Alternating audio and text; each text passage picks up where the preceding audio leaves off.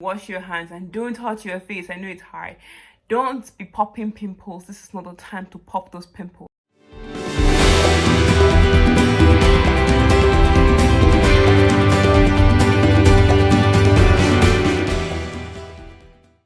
Hey gorgeous, welcome back to my channel.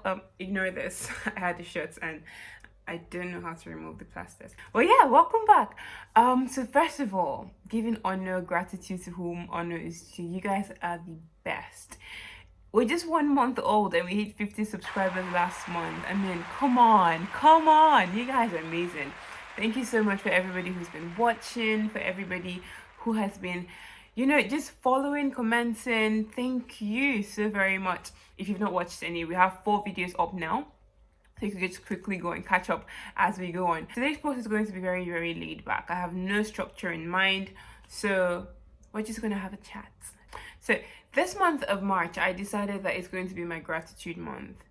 I noticed that just how life happens and everybody just gets caught up in life, and then you're moving and you don't really stay to count your blessings, right? Figuratively and literally count your blessings. So I've come to the conclusion that March is going to be my gratitude month. I'm going to consciously be grateful for something every single morning. On Instagram, we're putting up one gratitude post every day. So let's just stop here and have a 5 seconds break. What are you grateful for? What are you grateful for? So just leave your answers in the comments section and let's keep on with the video. But yeah, honestly though, being grateful, it's something that people overlook. I remember one day when I was in a session somewhere, when this little meeting, a cell meeting, I think at church or in a cell meeting, and then I think someone was talking about how you forget to be grateful for the little things like opening your eyes and waking up, like standing up to be able to move, right? Right now, the coronavirus is the scare of the, the year just started. It's the scare, so technically say it's the scare of the decade because we've only seen, 2 months? But yeah, and that is one thing, but that's one thing that the whole world is, trying to battle and deal with. And you know what, let's just hold on now. Let me just give some quick tips on the coronavirus issue. First of all, right, if you feel sick, don't go to the hospital, please. If you're going to the hospital, you're infecting other people's family members. Call the number. I think in the UK, obviously call the NHS 111. If you're in Nigeria, there's a number, I think the NSCDC number. I'm not sure if I got that right, but I'll try to put it on the screen here. So call any of those numbers and wait for them to give you instructions and come and get you so you don't infect other people. If you feel sick, don't be afraid. You're not dying, right? You're still okay at the moment. So try to do what you can to get the help you need without infecting other people. For everybody else, wash your hands. Those of us that are germophobes, this is no news for us, but if you're not used to washing your hands, wash your hands and don't touch your face. I know it's hard. Don't be popping pimples. This is not the time to pop those pimples. So leave the pimples alone. Don't touch your face as much as you can. Wash your hands. One huge culprit everybody forgets is the phone. Your phone goes with you and touches almost everything that you don't even know it's touching. So if you can, sterilize your phone surfaces. Try to answer phone calls on speaker if you can. Use headphones, things like that. But minimize contact with your skin. So far, there's not much evidence on it, but from what they've gathered so far, they think it spreads by droplets and through person-to-person contact. So droplets is in the air, basically. So if someone is sneezing, you could just try to move away, yeah? So you don't get affected. In the UK especially, we got up to 51 cases as of now that I'm speaking to you. And obviously by the time this is posted, it's probably going to be a lot more. So just be safe, right? Try to avoid crowded places if you can. I know it might not be ideal, but try to. The whole issue with the mask, you're not supposed to wear the mask, the normal surgical mask, if you are healthy. If you're sick though, you should, so it absorbs and contains whatever you're spreading and you don't infect other people. The truth is, the normal surgical mask has space. So you're breathing in the air, you're breathing in all of that as well as in the air. But if you're sick and you're sneezing into it, it's absorbing what you're coughing out.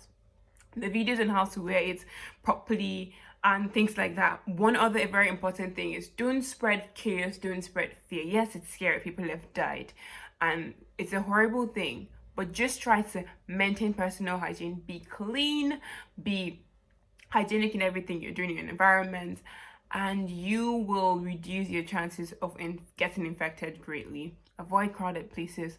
Wash your hands, cover your mouth with a mask if you're not feeling too well. If you work in a place that you could be exposed, get rid of your stuff before you come in to meet your family or whoever you're staying with. Just simple things like this could help us. And don't spread fear. Don't spread fear. Okay? Okay, so now back to gratitude. Quick story and then I round up for today. So this lady there, I think she was mentioning how, we often get to points where we forget that it's a privilege to actually open your eyes.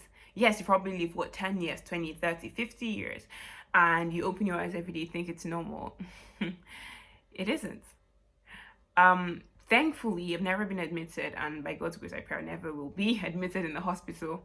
But I've had conditions where I could not stand up to move. The first time I went back to Nigeria, I think, the second time, I had to go back to Nigeria for a long period of time, years. I got a flu, I don't know where, but it was horrible, it was bad. I couldn't move, I was burning up, it was awful. It took that kind of thing to bring a practical, scenario to my mind when they say, oh, you're walking today, some people cannot walk. When it happens, you think far, you think about those that you see maybe on the streets, those you see on the wheelchair. If you're not feeling well, you might not be able to stand up. When your nose is blocked, you can't breathe properly. So it's just little things. This month, I'm making it a point to intentionally be grateful. So like I said before, write down what you're grateful for, but remember that there's a lot of love and there's a lot of light around you. You might not feel it, you might not see it, but the fact that you stood up today, the fact that you have family, you have friends, the fact that you had food to eat this morning, those are all things to be grateful for. Life can get dark and gloomy and all of that. Yes, it's a given, but at the same time, there's always one thing at least to be grateful for, even if you feel depressed.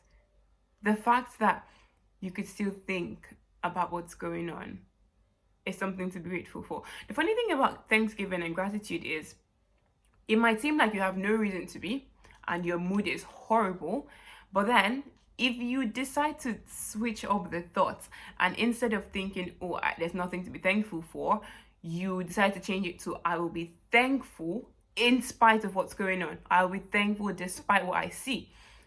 It gives you joy. It creates more things to be thankful for. So try to develop a spirit of gratitude today. For this whole month, follow us on Instagram. We're going to be posting something every day. We want to see your comments. We want to see your feedback and all of that. So, like I said, we already went up to 50 subscribers, I'm sorry. If you've not subscribed to our channel, please just click the button right now. Remember to like this video, to share with your friends, share with others as well, comment, subscribe, and come back next Thursday for another round. Have a lovely March, guys. See you next time. Bye-bye.